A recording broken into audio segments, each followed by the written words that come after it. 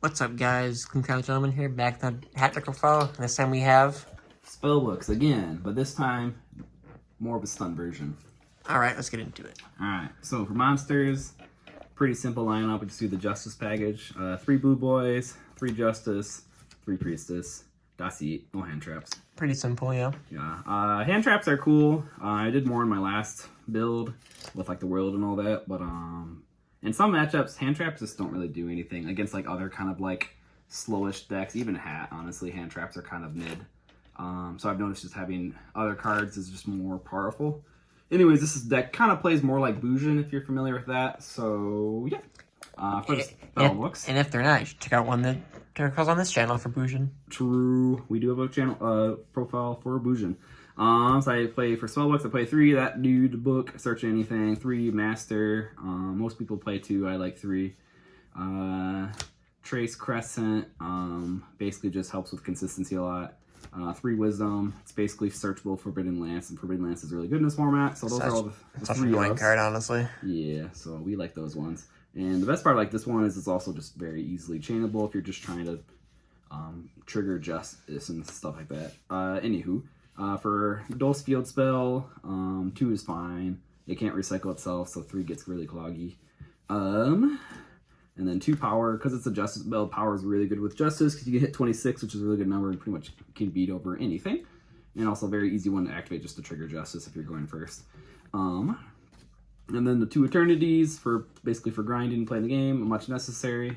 2 is fine. For kind of changing it up, we do 2 Star Hall. Star Hall basically gets a counter every time you activate a spell card, and then it increases the attack of all spellcasters that control, or you control the controller by 100 for each counter. So if you have even 1 or 2 going, your monsters get really big really fast. Yeah, if you ignore it, it gets annoying. Yeah, and if you destroy it, you can search a spellcaster with level equal to a less amount of counters. So the idea was when I played this, and you play with like Baylor, which I side Baylor at least. But yeah, if it even has 1 counter gets destroyed, you get to search Baylor. But if it has like 2 counters, you get Blue Boy, 3 you get Justice, and then from there you can straight up just search with Priestess if it has 7. But yeah, usually people just ignore it, and then it just becomes a problem, and it's too late. And then for the one-ofs, obviously the Fate, busted card, the deck makes the deck really good, and Monster Reborn, aka Life, searchable. All right.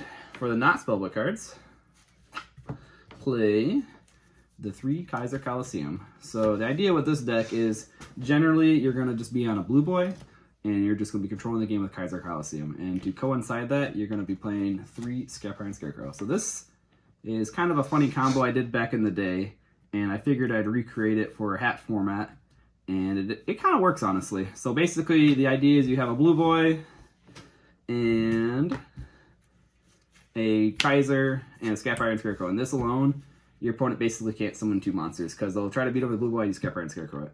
And then even if they did, like try to like, I don't know, do something, then you always have like Fate as backup, basically. So so if they try to make a push, then you just like, all right, banish them, and then you're going to draw 2 return while they're just basically making no advances in the game state. Yeah, it's real annoying. And like, one thing that we found out is that Bujin Turtle actually sends Scarecrow to the graveyard. Yeah, Bujin can stop targeting. The Scarecrow does technically target. Most battle traps do, just the older ones didn't say target. Yeah. Also, the funnier thing is like, to stay in one monster, you can like be on Blue Boy, do some spellbook stuff, summon Justice, and then end-phase Justice just get banished off, and you're back down to 1 monster. And then if you were ready to go for game, then you can start summoning the Priestesses in OTK. True. So that's the deck. And then, last 3 cards is 3 Breakthrough skill. So just so they have some negation. Breakthrough is just really good in the format, so yeah. That's basically the deck. Extra deck. The things that I never go into. True. But I did update it regardless to be a little more applicable. For XYZs, rank 2s, the ones that will usually be made is Gachi. He can make your guys bigger, I guess. That's cool. And you can detach Void Destruction. For pushing for game, Phoenix, dual attack. Pure Light. This was more for the world version to get world back into the deck. Now it just chills in my extra deck. Shining Elf, a little nice addition. It's basically cool because it's a 1600 attack guy. So combined with the Star Hall, can make this dude really big because it's for all spellcasters. And then after you go battle phase, you can make this in main phase too. And so now you have basically will be like a 2500 attack downer that can do piercing. And then Star Hall also boosts her too, because she's also a spellcaster. So kind of cool. kind of forgot she was in hat format, so I had to pick up him, and then I forgot I could just put her in. Yeah, but I see the Valiant, I think, which is released. Yeah, and something I might think this is the Mega Pack version. Mega But anyways, Pack. Ring 7s, this guy, Hierophant. This guy's actually kind of cool because he basically can non-target pop a bunch of your opponent's spell and traps. It's kind of cool, Pretty cool. Big Eye, obviously, a Dracosack. Okay. 4 Synchros, ones I actually don't even think I can make any more without Valor. So the only thing is you only made these with Valor and level modulating with the Spellbook of Life. So that dude, that dude, hey, it's green, that dude, and that dude. So none of these dudes ever get made. Yeah, well, you said you decided Valor, so I think so. that would make Hopefully, you. we'll find out. Side deck. I guess I still have that because it's the only deck I really take seriously. 3 Emptiness, Gross. 3 Crow, Gross. 3 Maxi, Gross. 3 MST, and 3 Kaiku. So I lied on Valor. Okay. But it's around. It's easy fix. If I was going to throw in Valors, it'd probably be over the Crows, honestly. Crow is like more targeted. Valor's very generic. Yeah, I mean, Crow hits like Furry DDD. Yeah. Not DDD, what am I saying? Yeah, Kaiku's a card I want to try in the main deck because it honestly is just a really good card.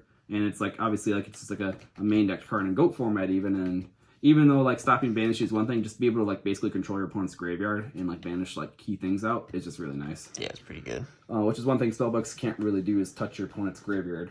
They can basically hit your field really well with like Fate and such and pop it with Priestess, but graveyard and hand can't do as much. So this guy helps with the graveyard at least.